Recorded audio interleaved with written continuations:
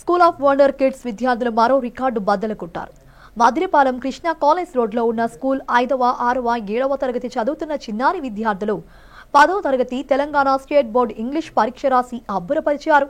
ఈ సందర్భంగా school of wonder kids అధినేత మల్లా రామనాయుడు మాట్లాడుతూ మార్చి 21న 5వ, 6వ, 7వ తరగతులకు చెందిన 182 మంది విద్యార్థులు తమ తల్లిదండ్రులు ఇటీవల ఆంధ్రప్రదేశ్ స్టేట్ బోర్డు 10వ తరగతి ఇంగ్లీష్ పేపర్ను ధైర్యంగా, ఆనందంగా, ఉత్సాహంతో రాశారన్నారు.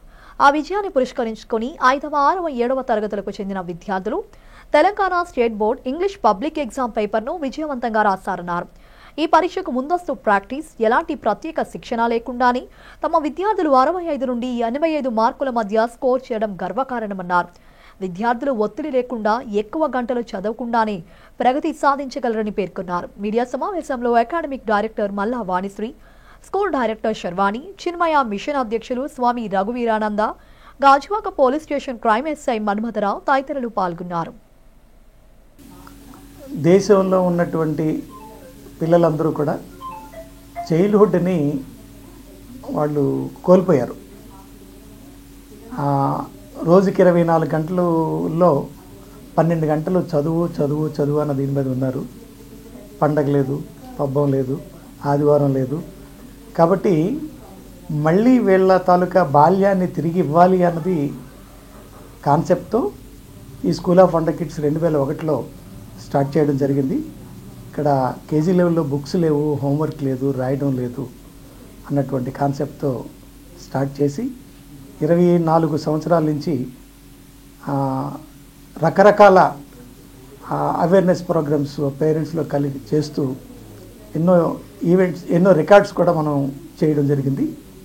అయితే మొన్న 21వ తారీఖున Andhra Pradesh state government English examination అయింది, ఎస్ఎస్సి వాళ్ళది.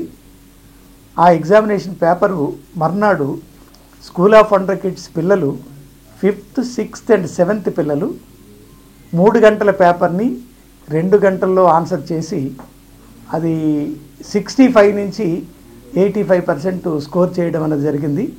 So today's initiative by School of Wonder Kids is about to give a strong message to all the parents, saying that education is all about stress free. It should not be a burden to kids.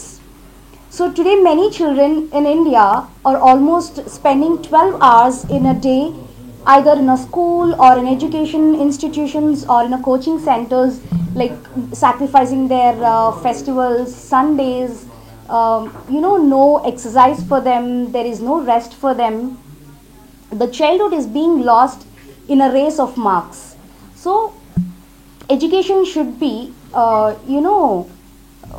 a child should be able to face exam anytime, anywhere it is conducted.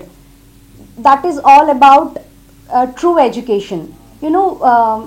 The education should be like ఈ programme చాలా కొత్త design అనమాట. ఎవరు ఇప్పుడు నేను చూడలేదు.